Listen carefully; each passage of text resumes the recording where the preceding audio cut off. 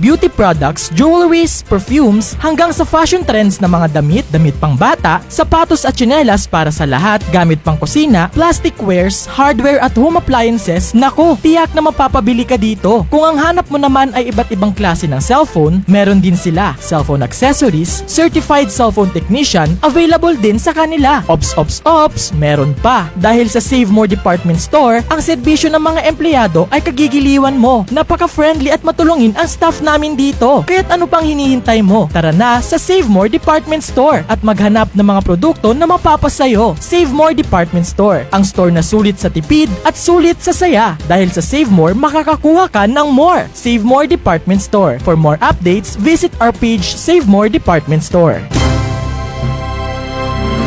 Life Extension Vitamin D3. I'm Rachel Garzola Bersanas and I have anxiety disorder after 2 months of anxiety. Pagising ko, naiyak ako. I'm grateful for Life Extension Vitamin D3. Life Extension Vitamin D3. Ang Life Extension Vitamin D3 na rekomendado ng mga medical doctors. Advanced formulated, ginawa based on true science. Sigurado epektibo. Life Extension Vitamin D3 for longer life. Mabibili sa mga butika. This program is a paid program and does not necessarily reflect the opinions, values, and policies of Radyo Natin.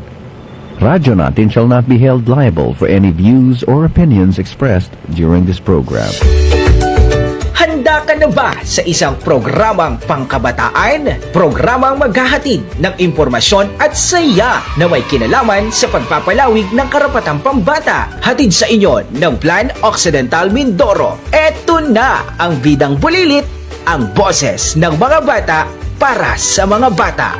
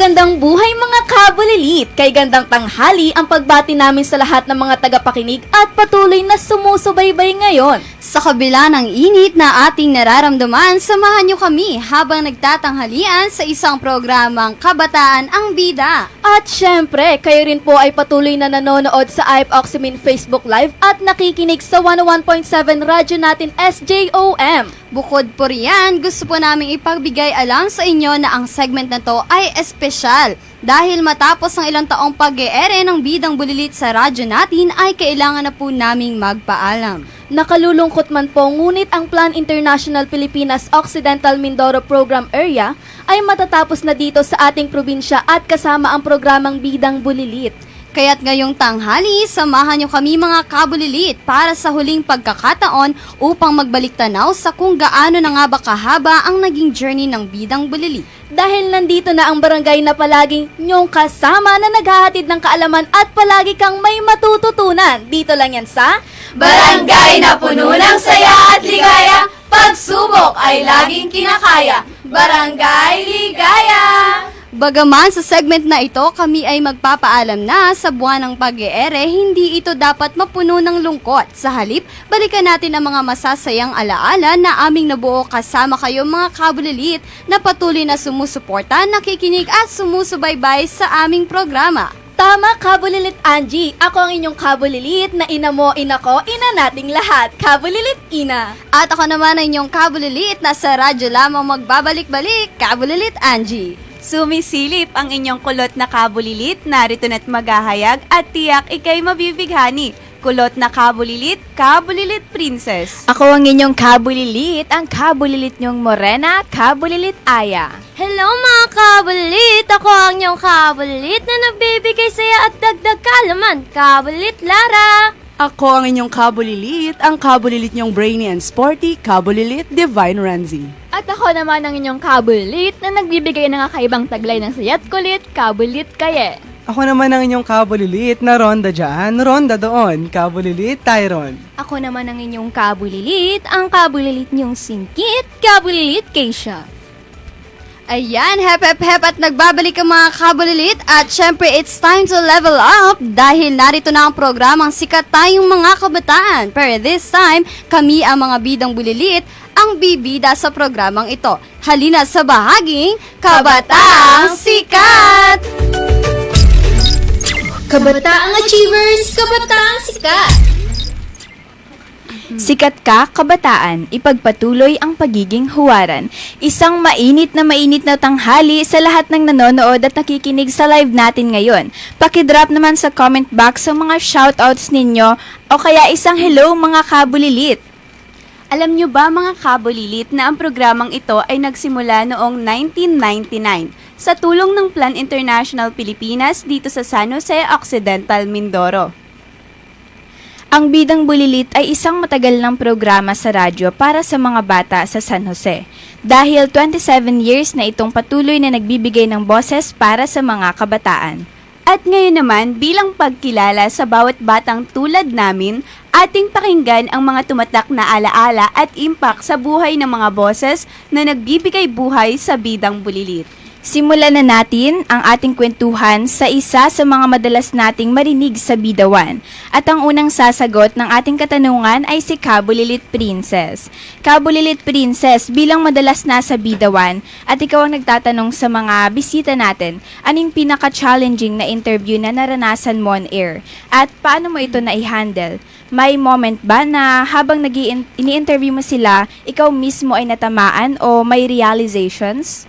Ayan, so sa almost 4 years ko po bilang Bidang Bulilit member, ako na yata ang hindi naalis sa bidawan. Palagi po akong na-assign dito bukod kasi sa ako yung madalas nakakausap ng guest. Inaayawan talaga siya ng mga kasamahan ko po dahil takot daw sila sa mga guests na ini-interview namin.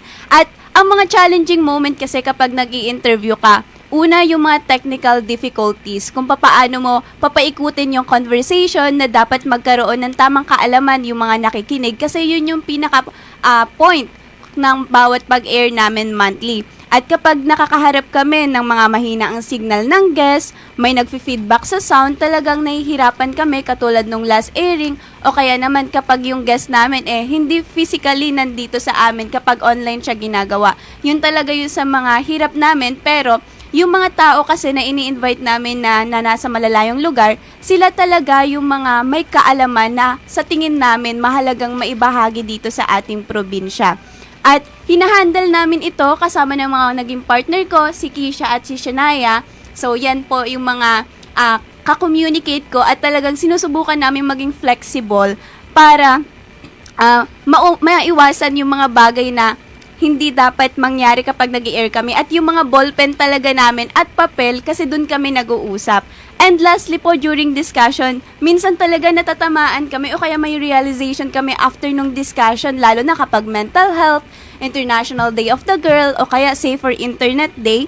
Yung mga tips na yon, nagagamit namin siya o kaya naman na i-share namin sa mga kapwa naming kabulilit. Kaya thankful ako na sa 4 na taon nandito ako sa Bida 1. Yes, Kabulilit Princess. At grabe no, sa dami ng mga professionals na nakaharap natin sa Bidang Bulilit at mga nagsilbing resource person para sa Bida 1, hindi po namin kayo makakalimutan. At nagpapasalamat po kami sa bawat pagtanggap ninyo sa amin. Ayan, salamat po.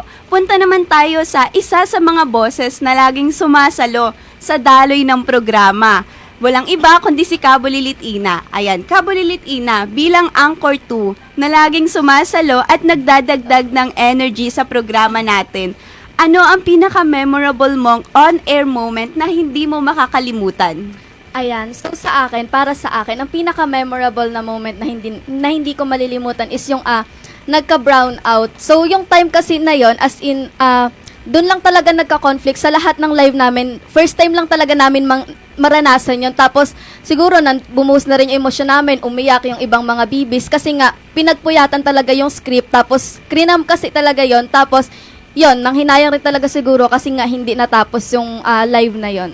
Ayan. Salamat. Tsaka, dito po kasi mga kabulilit, dagdag ko lang din. Nangyari ito noong June 2024, if I'm not mistaken. Ito yung halos, nagsisimula pa lang kaming mag-practice kung paano mag-live on air.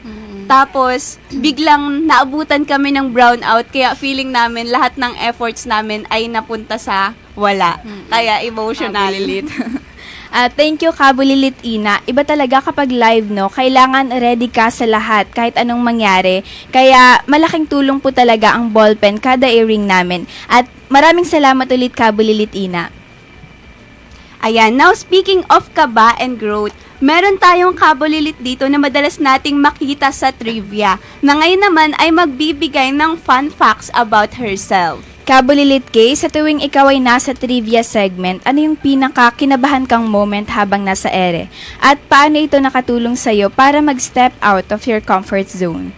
So, isa sa sa mga kinakamahan kong moments habang nasa ere is yung mga times na nag-stutter ako and minsan nalulutang. May mga airing din kaming late and hindi kami nagsasabay-sabay, then tatawa kami bigla. Or parang medyo natatawa na nga kami. Pero sabi nga nila, it's totally fine to be a little off-center. And to be honest po, okay lang yun. Like, nagiging mas enjoyable yung experience or yung situation. And sa pagsama ko po rito, pagiging kabilang ko dito at pagka-assign ko sa trivia segment, mas nag-step out pa ako sa comfort zone ko in a way na naging confident na ako at nakakaya kong magsalita sa harap ng mga tao at nakakaya ko ng malabanan yung stage fright ko at nakakasubok na rin ako ng mga iba't ibang bagay. Yes, thank you, Kabulilit Kay. At syempre po, kung meron tayong mahiyain, punta naman tayo sa nagbibigay ng ingay at saya sa bawat episode.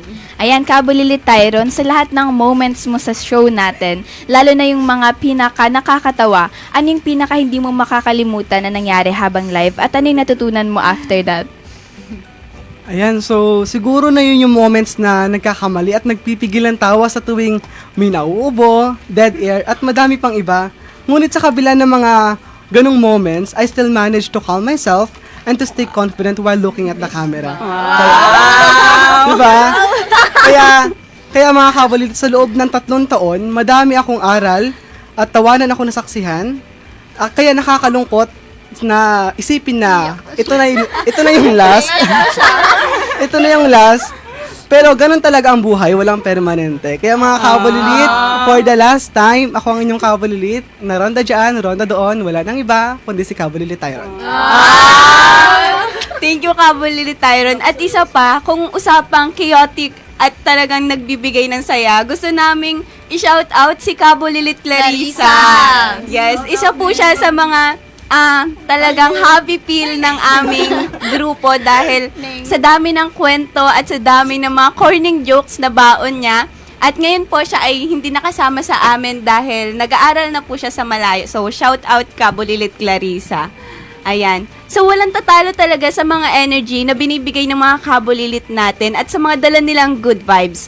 At mula sa mga makukulit na moments, dumako naman tayo sa pinakabata nating bulilit pero hindi nagpapahuli. Ayan, si Kabulilit Lara. Sa bawat PSA na dinedeliver mo, ano yung nararamdaman mo at paano nakatulong ang bidang bulilit sa buhay mo? Sa bawat pagdi-deliver ko po ng PSA, sinisikap ko pong lagyan ito ng emosyon upang mas maramdaman ng mga tagapakinig ang mensahe na nais kong iparating. Aminado akong madalas akong kinakabahan, ngunit unti-unti ito nalalampasan. Sa bawat pagkakataon, natuto akong magtiwala sa aking sarili, maging matapang at maging responsable sa aking ginagampanan ng papel. Malaking itinulong ang pagiging isang bidang bulilit members sa aking personal na pag-unlad. Dito, nagkatagpo ako ng mga bagong kaibigan ng patuloy na sumusuporta at nagbibigay ng inspirasyon sa akin upang lalo akong pabutihin ang aking sarili. Ang bawat karanasan ng nagiging daan upang mas makilala ko ang aking sarili, kakayahan at mas mapalago pa ito. Thank you, Kabulilit Lara. Talagang we are so proud of you kasi nakita namin kung paano ka nag-change from batang mahiyain na nasa gilid lang ng station na kasi po kung dito po sa station namin meron ditong bintana sa gilid namin dito at palagi lang siyang nandoon dati na nanonood sa amin. Pero ngayon kaya niyo na magsalita at makipagsabayan sa amin. Kaya salamat, Kabulilit Lara. At ngayon naman po naku-curious ba kayo kung sino ang isa sa mga palaging nagbibigay ng buhay sa maikling kwento na napakikinggan din natin minsan sa Bidawan? Ang kabulilit nating morena, walang iba kundi si Kabulilit Aya. Sa bawat kwento na ginagawa mo, pwede mo bang i-share ang process na to at kung saan ka kumukuha ng inspiration? Ano rin sa tingin mo ang impact na naibibigay ng short story mo sa mga kabulilit na nakikinig?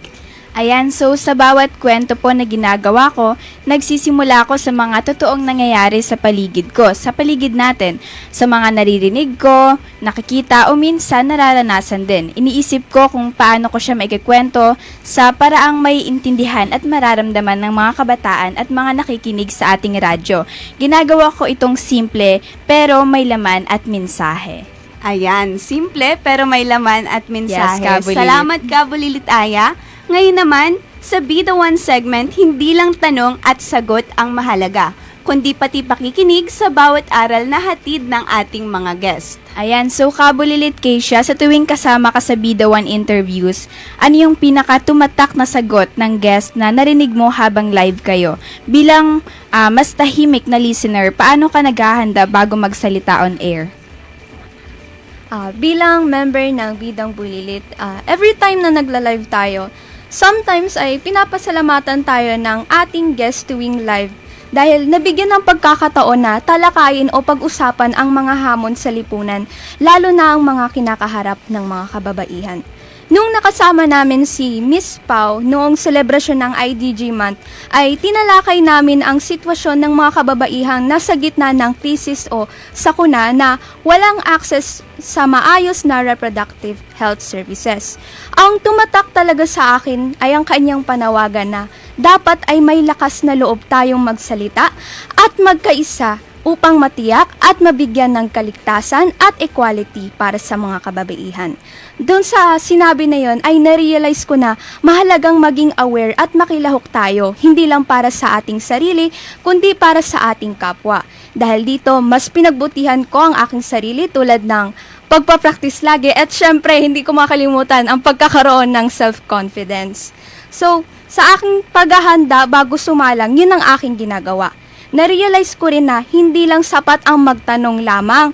Kailangan may alam din ako sa topic para makapagbahagi ako ng mga kaalaman sa ating listeners and viewers. Yun lamang.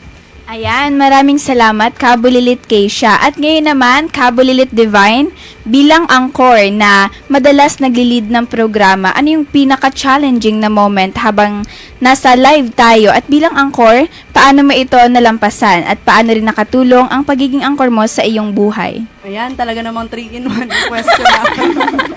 Siyempre, una, ano nga ba yung pinaka-challenging moment para sa akin? Siyempre, para sa akin, ang pinaka-challenging moment na naranasan namin dito ay kapag sobrang dami na pong mali o error po sa kabuang flow ng live airing namin. Siyempre, as an anchor, may mga bagay po na need naming i-adjust. Need talaga naming mag-adjust, lalo na po sa mga pagkakataon na as in sobrang dami na pong error sa live namin. Tapos, nandoon na rin po kami sa point na nagatitigan na lang po kami, nagpipigil ng tawa, halos hindi na rin po alam kung anong gagawin. Tapos, thankful po kami dahil natutunan rin po namin dito sa Bidang Bulilit kung papaano po kami mag-a-adjust at kung papaano po namin tutugunan po yung mga aberya po na maari po naming maranasan. At nai-apply naman po namin siya dito po sa live airing.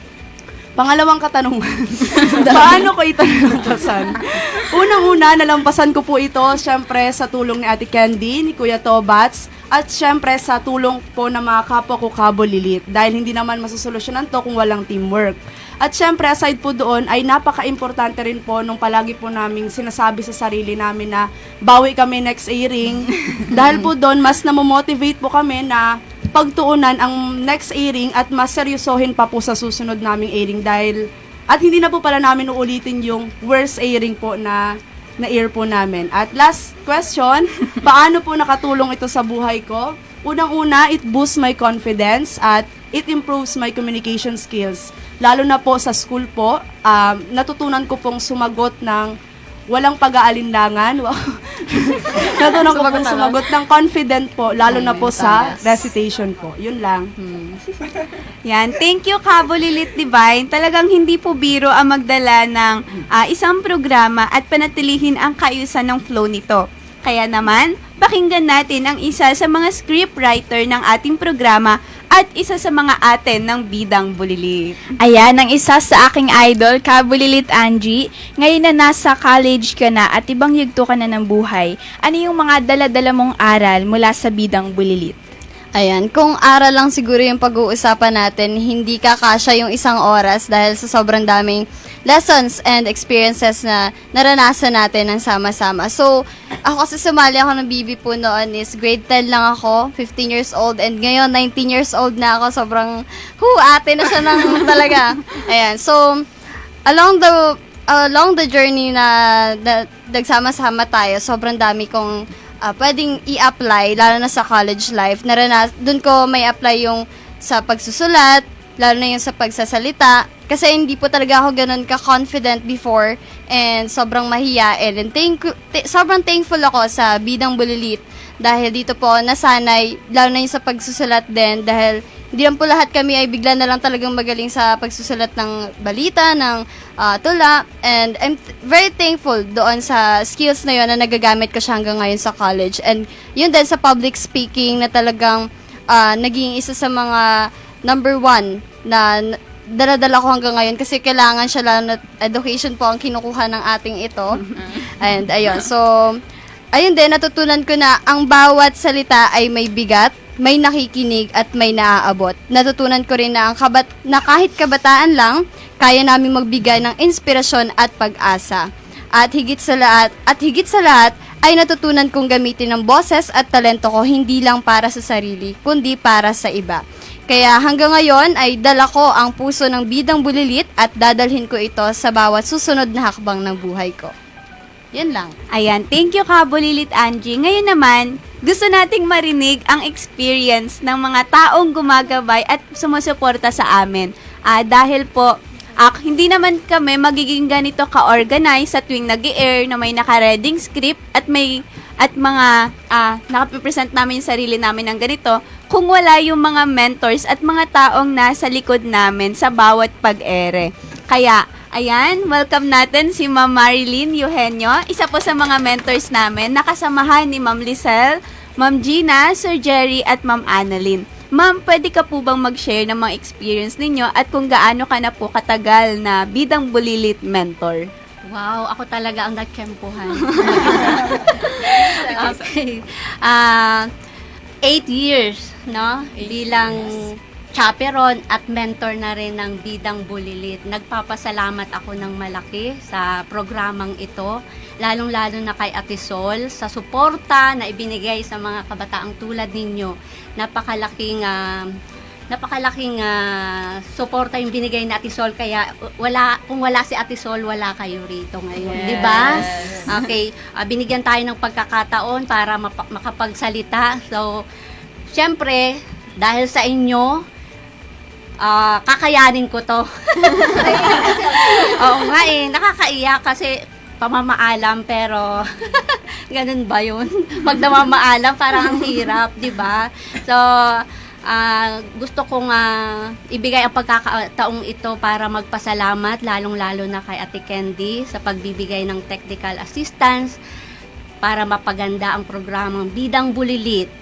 At sa lahat ng mga kasamahan kong mentor, kay Ma'am Lisel, kay Ma'am Annalyn, kay Ma'am Gina at Sir Jerry, sa lahat ng sumuporta, ang Plan International, maraming salamat po. Kung hindi dahil sa inyo, wala po ang mga kabataang ito na naging matagumpay sa bibigay ng kanilang kaalaman sa pagpapahayag. Okay. Bilang mentor, nakakatuwang isipin na ganito na sila kagaling sa pagsasalita. Parang natatalo na kami ng mga mentor. So, yung kahinaan ko rin sa pagsasalita, sa pamamahayag, mukhang ngayon ay gusto kong kayanin. Gusto kong... yun lamang ang masasabi ko sa mga experience na naranasan ko sa Bidang Bulilit. Hindi lamang sila ang natuto, pati ako. Sa lahat ng mga segment na kanilang ibinahagi, natuto din ako bilang mentor nila. Okay, yun lang masasabi ko sa lahat ng mga nakikinig. Paalam na po. Ay, ang sad naman. Paalam na. Kailan ba tayo babalik? Wala na. Okay, sana hindi lamang ito'y pamamaalam, kundi naging bahagi din kayo ng programang ito. Yun lang.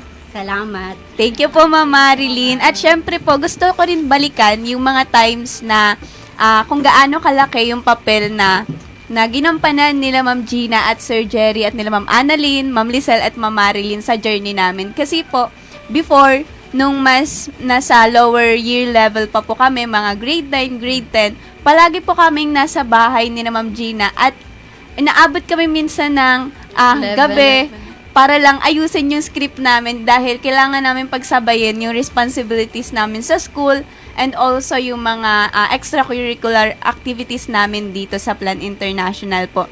At kung wala sila na gumagabay sa amin, nagpo-provide ng mga safe space para gumawa kami at talagang nagsusupport sa amin, wala po talaga kami dito. Yung pamilya nila, talagang big family po talaga yun nakasama dito sa Bidang Bulilit. Although, wala na sila ngayon dahil nga po nag-aaral na rin sa labas ng ating probinsya. At nagpapasalamat po kami din sa mga listeners and viewers namin na palaging sumusubaybay. At salamat po dahil sa bawat pag-air namin ay may napupulot kayong kwento at bagong kaalaman. Ayan. At saglit po muna kaming magpapaalam. Atin munang bigyang daan ang aming munting paalaala.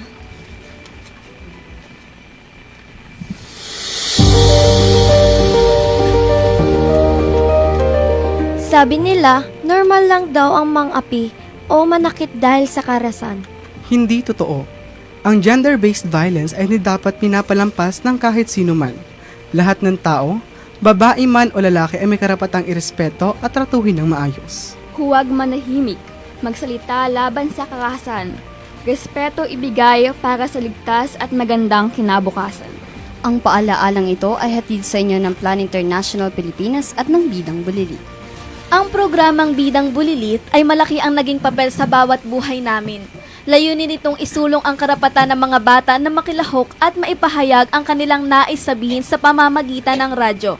Mula sa simpleng ideya ng pagbibigay ng boses sa mga batang may nais iparating, naabot nito ang mga batang lalaki at babae mula sa iba't ibang barangay at kinilala bilang ang boses ng mga bata para sa mga bata.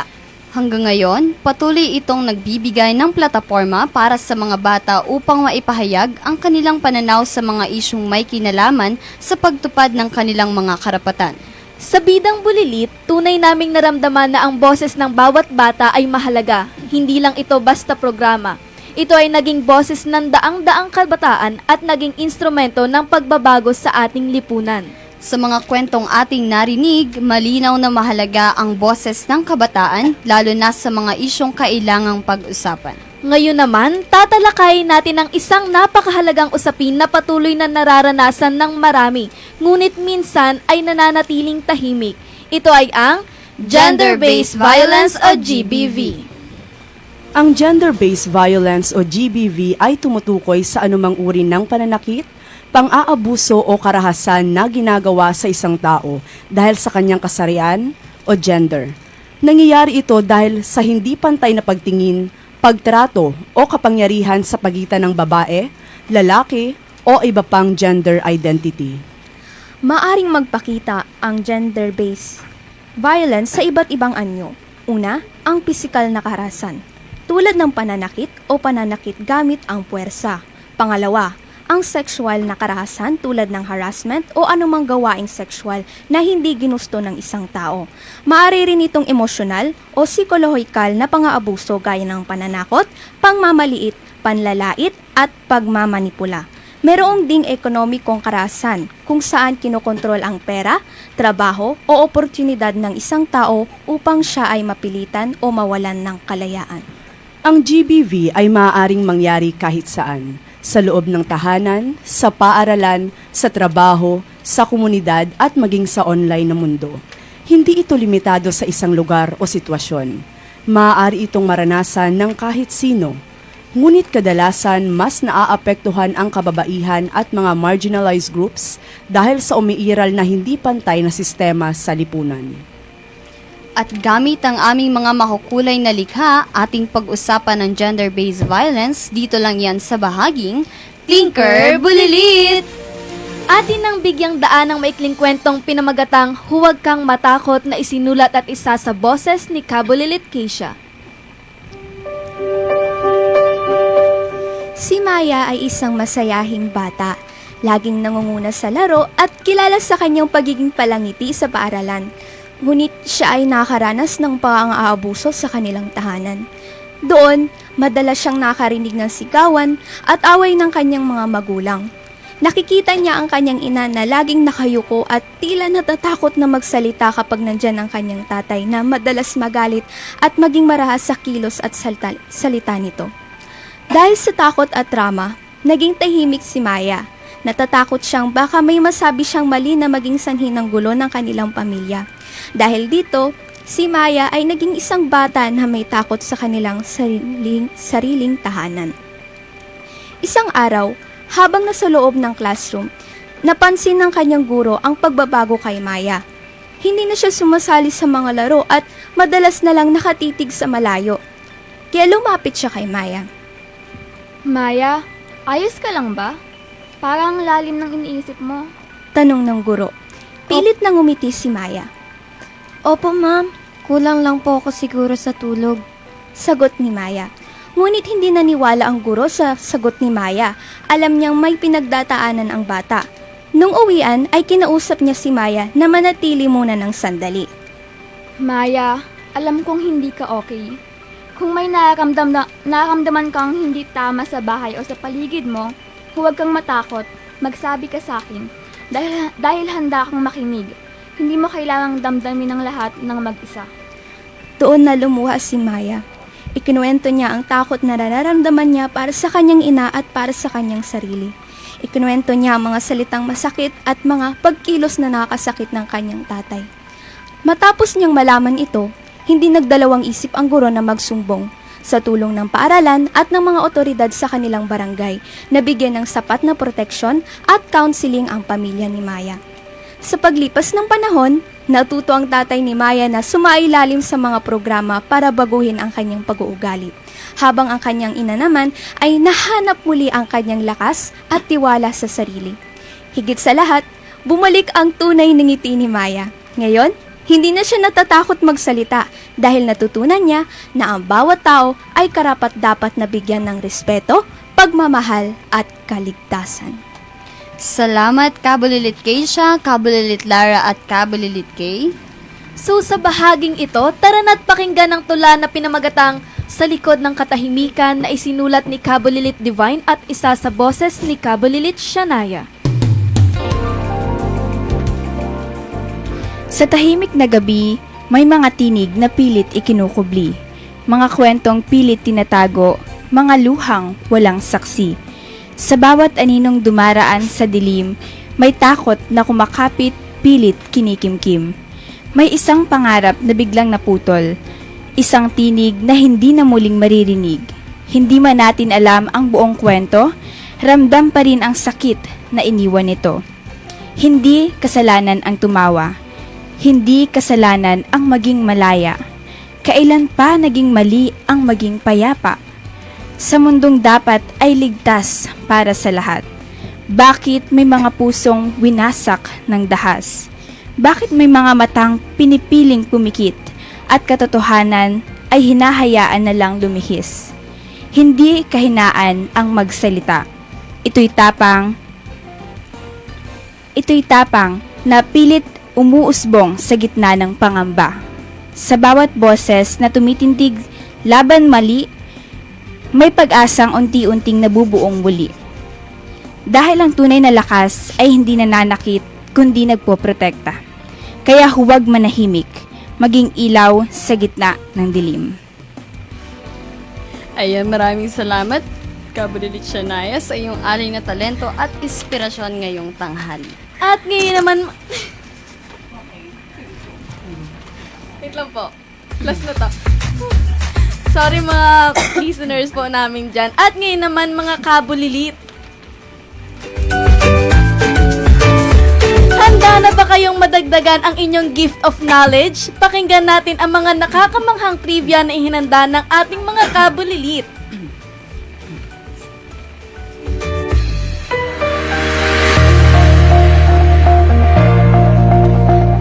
Mga kabulilit, alam nyo ba? Siyempre, hindi pa! Alam nyo ba na ayon sa Philippine Commission on Women, ang Republic Act 9262 o ang Anti-Violence Against Women and Their Children Act of 2004 ay naglalayon sa pagpaparusa sa karahasan laban sa kababaihan at kanilang mga anak laban sa kanilang intimate partners, kabilang ang pisikal, sexual, psikolohikal at pang-ekonomiyang pang-aabuso.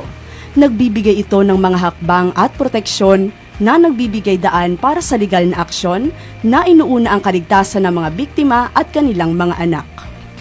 Ayon din sa Association Comillion, mahigit kumulang 7 million mga bata ang mga sexual na inaabuso taon-taon sa Pilipinas. Mahigit sa 70% ng mga batang inaabusong sexual ay nasa pagitan ng 10 at 18 taong gulang. Sa mga biktimang iyon, 20% ay wala pang 6 taong gulang. Ang mga kaso ng pang-aabusong sexual sa bata ay isa sa mga pinakakaniwalang isyong kanilang hawakan ng Department of Social Welfare and Development o DSWD. Pagkatapos ng pag-abandonado at pagpababaya. Panghuli, ayon sa Philippine Commission on Women, may batas tayo para dito. Iyon ay ang Safe Spaces Act, Republic Act number 11313 o Bawal Bastos Law. Ito ay naglalayon sa pagpaparusa sa sexual na pang-aabuso na nakabatay sa kasarian sa mga pampublikong espasyo, tulad ng paaralan at online. Sinasaklaw nito ang mga gawaing tulad ng catcalling, mahalay na kilos at malisyosong paghawak. Ngayon, alam niyo na! Heto naman ang pinakihintay ng lahat. Batiin mo siya, batiin natin sila dahil batian time na! Ayan, binabati ko nga po pala ang aming former BB, si Ralph Recoperto, dahil siya yung dapat kasama namin siya ngayon. Hello Ralph, shout out sa iyo. And syempre shout out rin sa mga kabatch pinili ko dyan na nanonood, kay Ate Ping. And syempre kay Kurt na aming loyal viewer. Hello dyan sa iyo Kurt. And syempre binabati ko rin yung mga ka-churchmate ko dyan. Hello sa SK Ligaya, yun lang.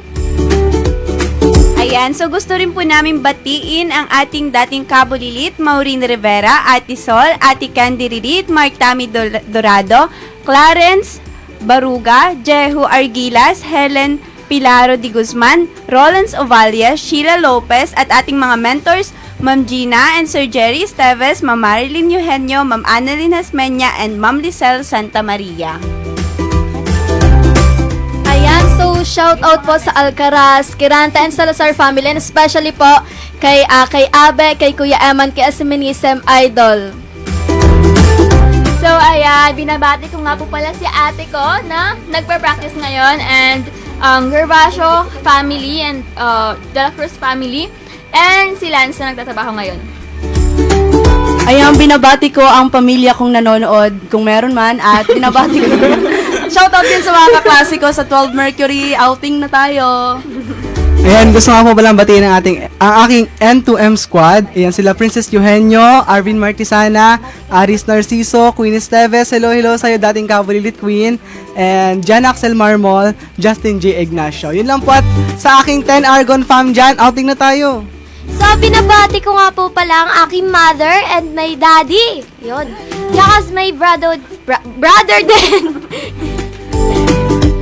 Ayan, minsan po ay gusto po naming magpasalamat sa lahat po ng bumubuo ng Plan International Pilipinas at sumusuporta sa Bidang Bulilit Program. At syempre maraming salamat rin sa radyo natin 101.7, kay Kuya Tobals na nasa likod ng camera ngayon. Ayan, at syempre kay Ate Candy na super supportive. Ate Candy, sobrang thankful kami sa lahat ng turo mo. Hindi ka lang basta DJ ng radyong ito, ikaw ang nagturo sa amin ng tamang pag-deliver, pagsusulat. Kaya sobrang thankful kami sa iyo, Ate Candy. At syempre sa mga mentors, alam ko meron kayong gustong sabihin. Kayo na. Ayan, binabati ko nga po pala ang Montalban at Tendido family, sa aking iconic divas, Cassandra, Nelshan, Princess Jill, sa aking mga friends dyan, Joanna, Hazel, Bridget May, Clarence, Queen, Jackno at Jehu.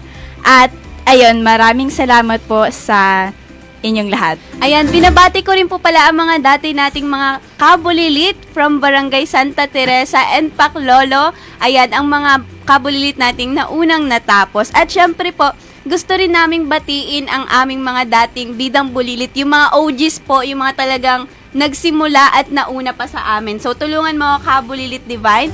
Ayan, binabati po namin si Ate Diana Galeha, Si Ate Faye Hervasio, si Ate Glyza Joy Dibal, Jana Suryaga, si Kabulilit Jerna, si Kabulilit, ayan, hanap pa kami dito. Ayan, si Kabulilit Queen, si Ate Mika na dating mentor ng Bidang Bulilit, at si Kabulilit Queenie, at si Kuya Eman po na patuloy namin ginagamit ang kanyang boses. Ayan, so gusto rin po pala namin pasalamatan ang mga palaging nanonood sa Bida One at masipag na sumasagot. Unang-una, si Camille Abad. Ayan po, so hindi man po namin kayo kilala personal, pero nagpapasalamat po kami sa palagi ninyong panunood. So, yan si Kuya Kurt Steve. Ayan, si Kuya Linox. Ayan, sino pa ba ang mga natandaan nyo? Si Christy. Isa po yan sa mga palaging nanonood. Si Ate Lynn, binabati din po namin. Ayan, so baka may gusto pa kayong Yun, si Chester Harabata. Isa yan sa mga palaging winners ng load namin. Ayan, nagpapasalamat po kami sa palagi ninyong panonood sa amin bilang Bidang Bulilit. At hindi man matitigil man po ang pag-ere namin dito sa radyo natin 101.7 San Jose. Pero magsisimula po kami muli gamit ang aming Facebook page, ang Advocates and Young Innovators in the Province of Occidental Mindoro or AYIP Occimin. Dito po magpuproduce na lang kami ng mga contents namin in the future or in the next months po ng taon na ito para ipagpatuloy yung advocacy na meron kami dahil hindi po dito dapat matutuldukan kung ano man yung sinimulan namin at mas gagamitin pa po namin ang boses namin sa mas malaking space sa kung saan hindi lang ang probinsya natin ang nakikinig. At maraming salamat po muli sa inyo. Baka may gusto pa kayong idagdag? At syempre, may mga taong tumulong sa amin sa likod ng to. Unang-una po, lubos po akong nagpapasalamat sa Plan International Pilipinas, lalong-lalo na po kay Ate Sol. Maraming salamat po sa tiyaga at walang sawang suporta po sa amin, simula po umpisa hanggang matapos po. Sa aming mga mentors na masisipag and very supportive, maraming salamat din po.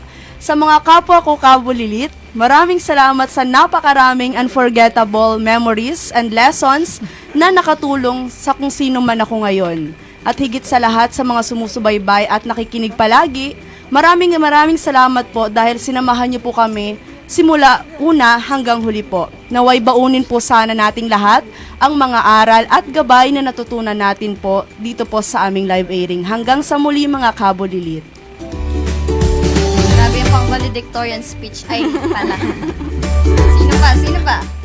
Tyron daw, meron pa si Tyron. Wala. May gusto raw idagdag si Tyron na hindi na siya never been ready kasi always been ready na siya.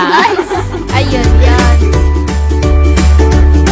Ayan, at yan, syempre, bago kami tuluyang magpaalam, nais naming magpasalamat ng buong puso sa lahat ng naging bahagi ng ating masayang programa sa Plan International Pilipinas, sa lahat ng mentors and staff, sa radyo natin 101.7, at sa lahat ng mga former BBs, syempre, para rin sa ating mga loyal viewers at listeners na laging nandyan, sa aming mga matyagang mentors ulit. Ayan, ulit sa mga loyal viewers namin na laging nanonood simula una hanggang ngayong matatapos na at magpapaalam na kami. Sobrang salamat po sa inyong lahat. At syempre po, nagpapasalamat kami sa Plan International Pilipinas. Ayan, dahil sa inyong suporta, mas nagiging buhay at makabuluhan ang ating pagbabahagi ng kaalaman para sa kaligtasan ng lahat. Mabuhay ang lahat ng mga bata at kabataang Pilipino. Saludo rin kami sa lahat ng mga taong walang sawang nagtatanggol sa aming mga karapatan upang masigurong ang bawat pamilya ay namumuhay ng may respeto, payapa at ligtas sa anumang uri ng pang-aabuso. At sa huling pagkakataon, ito ang Bidang Bulilit, ang boses ng mga bata para sa mga bata. Paalam!